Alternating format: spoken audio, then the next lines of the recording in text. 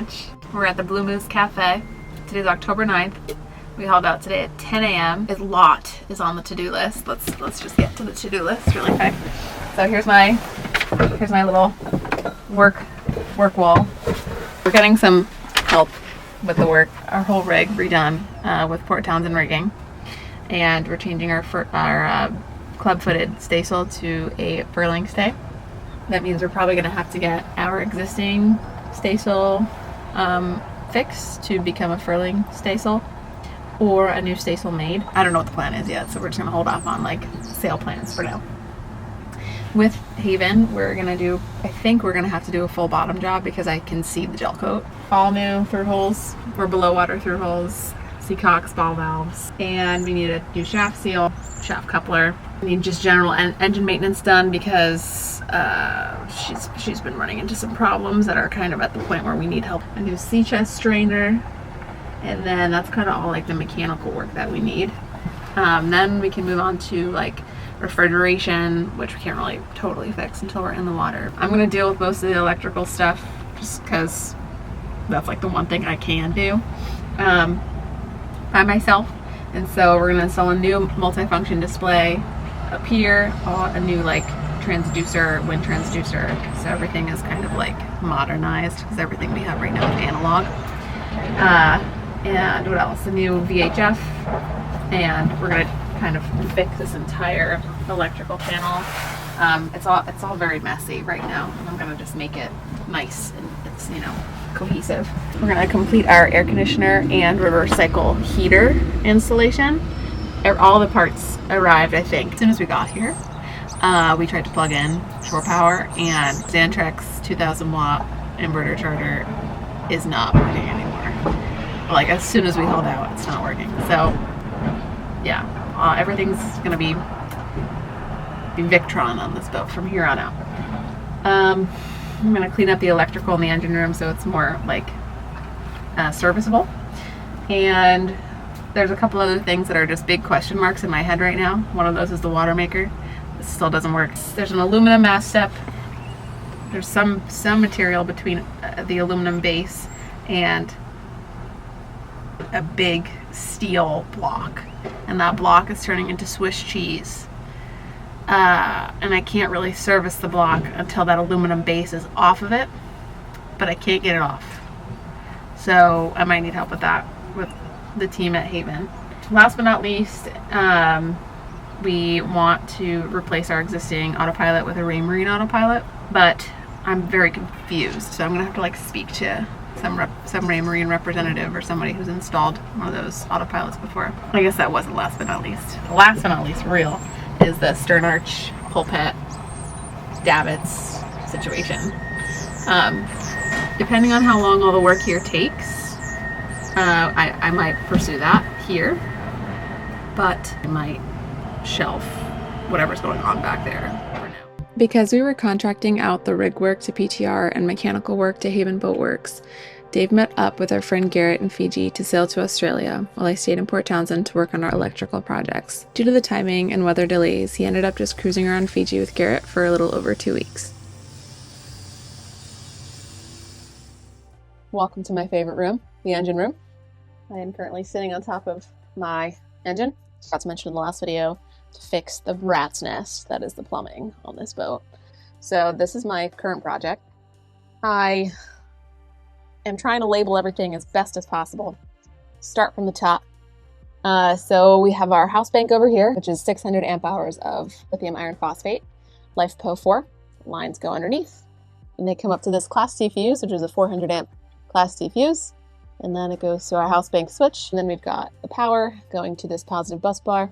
I'd like to get a cover for this bus bar. On this bus bar, we've got our load and also our solar. So what is load? Load is lights, fans, diesel heater, pumps, etc. Two separate places for breakers for those loads. So one's right on this wall, which is covered right now. One's above me in the pilot house. Got our inverter charger, and that goes to an on-off switch. So if I ever have to work on one, I can just turn it off.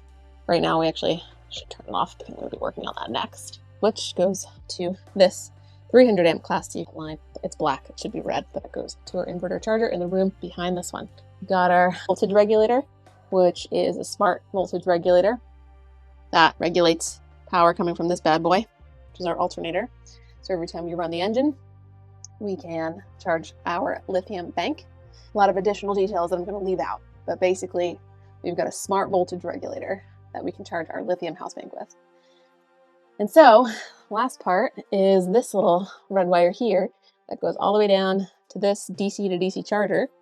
And this will allow the two battery chemistries to one to charge the other. So because our main house bank is lithium, we have to use a DC to DC charger to charge our AGM or lead acid starter battery, which allows our engine to start. So it's not as clean as I would like it to be, but I'm trying to utilize the existing electrical infrastructure as much as possible to decrease the amount of wire running I have to do by myself. And also, wires are so expensive, so this is her. Next is going to be installing our inverter charger. So what is an inverter charger? This is her. She weighs a ton, and she will invert power, 12 volt power, to 120 volts. That allows us to use things like our television, our outlets, our water heater, our microwave. So right now we can't use any of that because our inverter is broken. This is the location, this closet, of the old inverter charger. I think the new one's going to fit here. The hardest part really is going to be mounting it because it's so heavy. And then it should just be kind of plug and play. As with any project, it did not turn out to be plug and play. The weather in Port Townsend was quickly getting colder, and gales were becoming an increasingly common occurrence. Meanwhile, Dave was well on his way to Fiji. You may be wondering, why the hell did Dave leave me to suffer in Port Townsend? Well, electrical projects are in my realm. When we're in the shits out there, Dave is the one outside steering, changing dirty fuel filters, and dealing with macerator pumps. You gotta give the dog a bone every now and then. You know what I mean? No, but seriously, electrical work is very much in my department, so Dave and I both knew I would get more done without him. We also thought this trip could be a good opportunity for Dave to get some South Pacific cruising experience. So off to Fiji he went.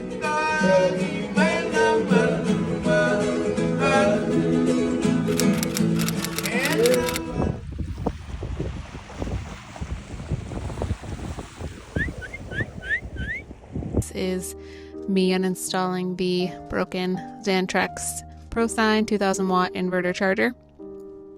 I ran into some trouble along the way, made a couple mistakes. That's what happens when you don't read the manual. Right now, that's me trying to get out the AC load and input. I broke my scissors, so I went and found a vice grip to cut the rest of the wires out. After I got the old inverter charger out, I installed the bracket for the new one, given to us by the Charter family, which was super nice. It is so heavy. I crashed out a couple times about that. That was me crashing out about not being able to fit when I thought it would fit. So I had to uninstall the closet door to get the inverter charger in. And then I realized I'm too weak to lift it. And so my first solution was to create a pulley system. But that didn't work because that wooden dowel is too weak, and so I had to figure out a different solution. The next one was totally delusional. I was like, well, I'll just fit in there and get underneath it. Nope. Then I took the inverter out, put a pot down, put the inverter on the pot to give it some height. Maybe I can get my knee underneath it. Didn't work. So I was like, I'll just stuff a couple books underneath it, give it a little bit more height. That didn't work. So I took the inverter out, and then I put a lot of books down. I don't know what I was doing there. Put a couple more books down, took the inverter out, put a couple more books down, and finally I got it on the bracket, knocked a couple books out, and wait for it, success. Beer. So, small victories. That took so long.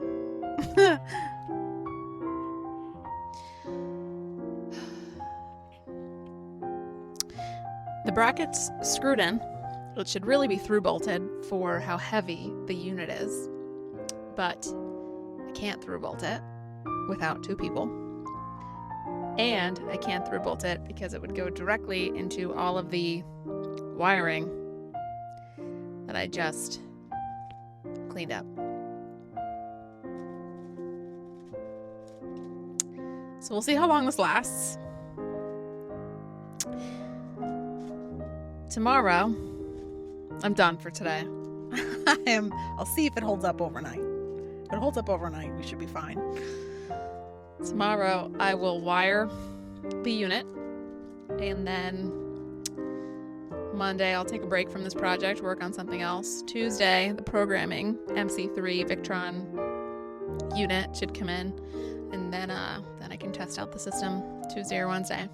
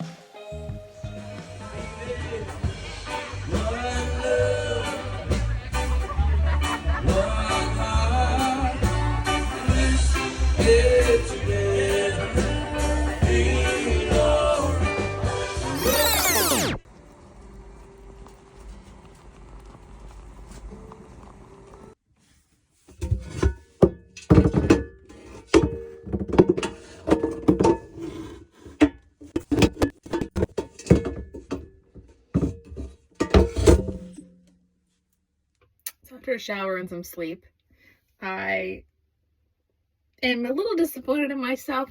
I feel like I made a mistake. This was the wall the old inverter was mounted on, right? And so I was like, oh, I'll just mount it in the same way. Why it didn't occur to me to mount it on that wall? That way all of everything is facing me. Then there would be like more room in this closet space. That was kind of silly of me. This is a bulkhead. This is not, but it's solid. So, so silly. This is what the inside of the unit looks like. We have our AC in and out ports, and you gotta stick the wires into those tiny little openings. So first I started off with stripping the wires. It's like my favorite thing to do. And then I put the output in, and then I put the input in. And this looks pretty easy, but it actually took me forever because I was doing this blind, as you can see here, which is never fun. I was using my phone as a mirror. Finally got them both in after some tears. Next step was to mount the 12-volt wires, which was relatively challenging because they were rock solid. Next, I had to run some RJ45 cable to our Serbo GX brain. First, you had to put a snake, then you had to put a leader line, and as you can see, it was going to be a pretty tight fit. So I had to kind of squeeze that wire through, which was always kind of scary. RJ45 cables are kind of delicate. And then I had to run it under some floorboards and into our battery bay, where that servo brain is. And one thing I've learned over the years is to tape your leader line and wire together extremely well, because when they rip apart mid-wire run, it really sucks. Ask me how I know. And then I plugged the RJ45 cable into the servo brain, which is right there. Next, I had to program or configure the unit. First, I updated all of the firmware for the rest of our Victron items. I did this on Victron's VRM, or the Remote Monitoring Portal Online. I was off to a pretty good start, and then things went downhill. I was unable to connect using our MK3 device, and the status lights gave me no real solution, unfortunately. So then I went to my favorite place, the Victron Facebook group, which is where I discovered I would need a Windows computer to program the device. So I downloaded VMware Fusion to download Windows 11 on my Mac. I reconnected the MK3 device and received this error. So then I had to figure out how to download a new driver, which took me longer to figure out than I'm willing to admit. Once I got that sorted, I was met with another roadblock. Naturally, there was a password that I did not know. I quickly found out what it was with a quick Google search. Triple Z for the poor soul who requires it. At this point, I was home free and utterly disgusted at the length of time required for what should have been a simple install. We're updating the firmware and programming the inverter charger for our system specs. The project was complete. Thus, I rewarded myself with a croissant. The nice days in Port Townsend are genuinely few and far between. It is wet and cold and gray, and almost a year later, I still can't hop on the bandwagon that a singular nice day is worth the 20 not-so-great ones. But that's the Pacific Northwest for you. This was my first full winter in almost a decade, so it was a shock to the senses. I also had forgotten that I am naturally translucent, so shedding the summer tan was icing on the cake.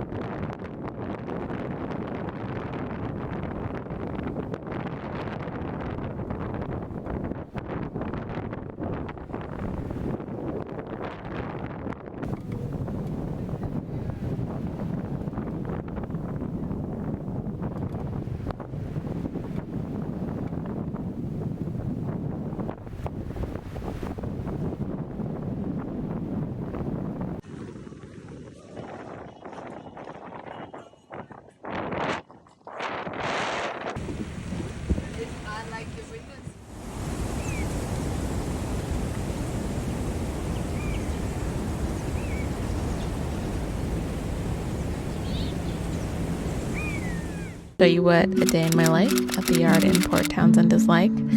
So typically in the morning I take Porter out and I let him run around on the beach, and then we head back to the boat. And this is the status of what's going on. So we've got a lot of the through holes out, and we discovered whoever built this boat cut some corners with the bottom paint. So this white stuff that you see right here is called the gel coat, and typically between your gel coat and bottom paint there should be an epoxy barrier because the gel coat is porous. Unfortunately, there's none, so they just painted over the gel coat. So we've got a lot of cracking going on, some bare fiberglass in some places, which should require a lot of repair work, but we are just not in the budget for that right now. So we're going to slap some paint over it and deal with it in a couple of years. These are some blisters on the rudder. Luckily, we have no blistering on the hull, just on the rudder. But yeah, bare fiberglass on the rudder is not good. This crow or raven visits me every morning, which is kind of like a bad omen, but I'm going to think good thoughts. Haven is also in the process of removing our shaft coupler and our shaft seal. As you've seen, I've been doing a lot of the electrical work, and there's still quite a bit more to do.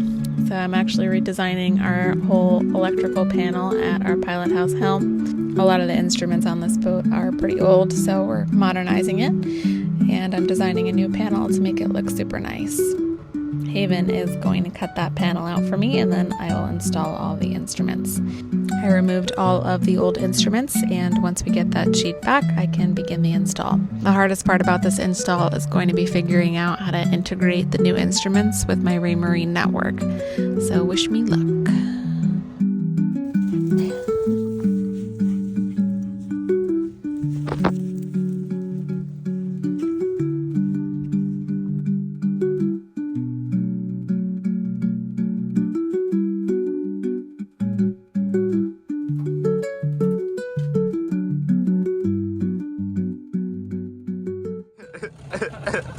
You just add crying noises to it.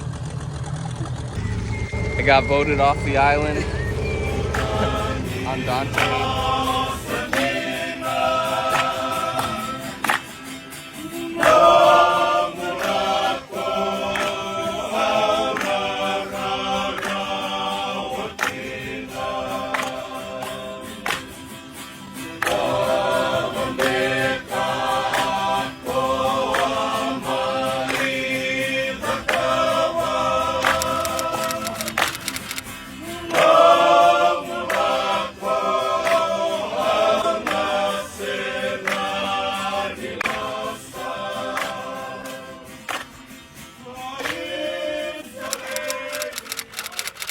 One month passed quickly as the wind, and my camera roll was filled with videos of the bilge, wire running spaces, and boat junk. Vlogging became secondary as the realization that we were going to be stuck in the Pacific Northwest all winter set in. This week I redesigned our marine electronics panel in the pilot house. Fusion radio, Victron screen, high frequency radio and the speaker, 12-volt outlets, DC panel, track phone, and then the sink, so like that would be here. First, I prepared a template, and then I had someone help me cut that out at Haven Boatworks. Then I began the demo process, which was super quick, actually. And at this point, it looked crazy, and I was kind of questioning my decision to start this project to begin with. Got this cut. I'm going to trace out the new holes. Unfortunately, that might be an issue, but I'm thinking I can use a cutout. So it matches like the veneer down here, which is going to be a little tricky with that little like circle. So I had someone help cut the plastic because every time I've ever tried to use a power tool to cut plastic in the past, it just melts. So yeah, Haven helped with that, and then I tasked myself with cutting the wood, but I was kind of afraid to use power tools because there were a lot of wires in that area, so I just used a hacksaw and I held onto like a big sawzall blade, which is kind of crazy, but it worked. And I'm super sore from this, actually. It was like a major workout. So I wood glued everything together, and it's not perfect. but it'll do. Then I dry fitted everything, and at this point I was kind of starting to see the vision come together. I was really questioning myself this whole time up until about this point where I can kind of visually see things working out. I had to make some adjustments with some sandpaper to get the instruments to fit better, but it all worked out in the end. Last, I used a hole saw to drill out the holes for the 12-volt outlets and our Victron servo screen.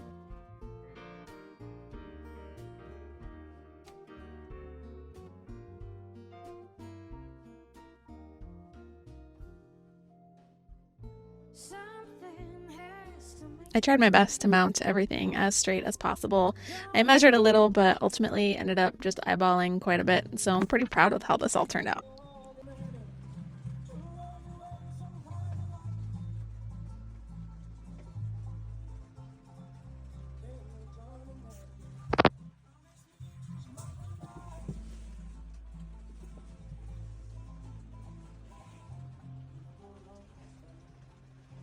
Next up, I'm going to have to wire the Raymarine network called Raynet. That way our radar and chart plotters can speak to one another, and I'm going to have to create a new, what they call sea talking backbone. That way all of our marine electronics can be integrated. The bottom job was held up by a waterlogged rudder, fixed with drilling holes, vacuuming, and filling with expanding foam. This is a common issue and can be more appropriately addressed at our next major haul in a few years. For now, this is what we've got.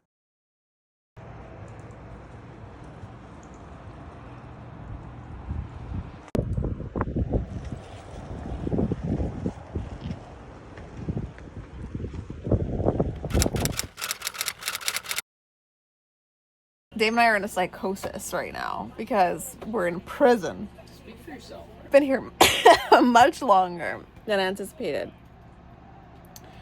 There's no Ubers, there's no taxis. Only place to walk to is town. There's just a Safeway.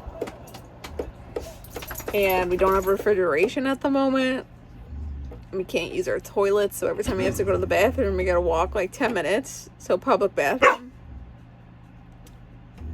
It's been like this since October 9th. We sleep in a wet bed. How do people live on a boat in cold climates? Everything condensates. Everything. Our hatches, it's like a waterfall. We have a waterfall inside of our boat. Not because our hatches leak, but because they condensate and then it just drips it like Chinese water tortures our heads while we sleep. I don't get it. And then underneath the bed, something happens with like the drastic drop in temperature from your body heat to like the bilge or like whatever your mattress sits on. And so the air that is between the mattress and like whatever it sits on condensates, and it just becomes like a pool under the bed. Prison, we sleep in a wet bed. It's cold. It's cold out and dreary, and it gets dark at 4 o'clock, so I'm like in bed at 5. Like the day's over. Like Porter's over it too.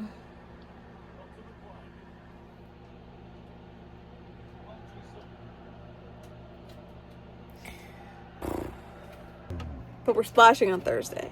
And then we gotta order sails, and they're not gonna come in probably until like January, February, because it's the holidays. So yeah, we're in prison. Anyway, I'm complaining, sorry. We finally splashed, but had to wait a while longer to complete the rig with PTR. We completed nearly all of the projects on our to-do list, except for a few. We ordered new head sails from Hide Sails and decided to hold off on doing any arch, davit, and pulpit metalwork. Although what exists now isn't pretty, it's functional and solid, so that can wait a while longer, I suppose. We were also unable to address our water maker issues, so we will sort that out in Southern California right before heading into Mexico in the fall of 2026.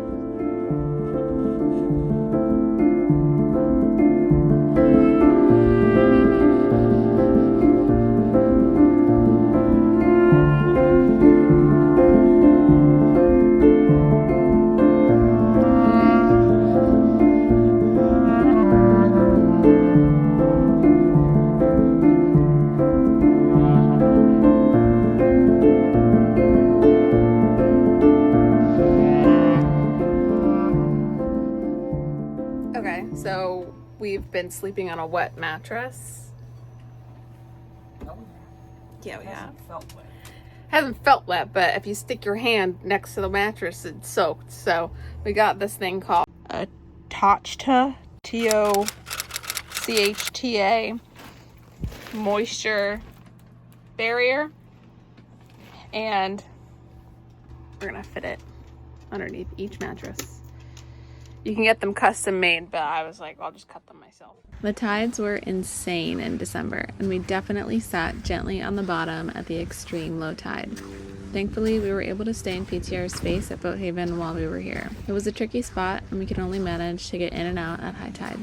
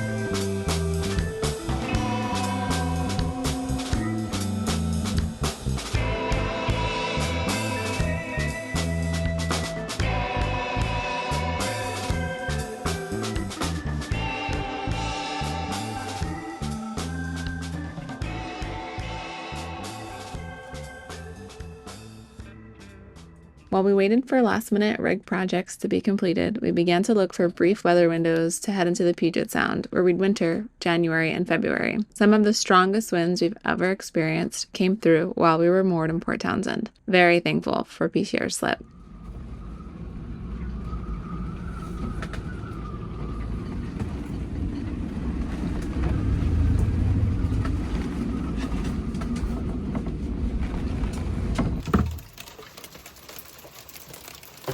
Currently hailing outside. They're like double the size of what they were. Oh no. What do we do? What? Do we put blankets on the hatches? There's snow.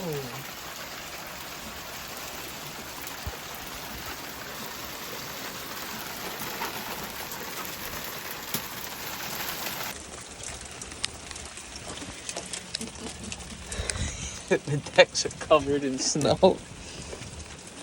It's a white Christmas. Oh.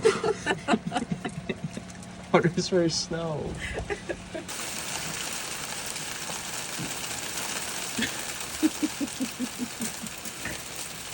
Where to go see? Go outside. Go. We're not beating the condensation in here. It's just like soaked constantly. There's nothing we can do. I think we're gonna sail back to Hawaii.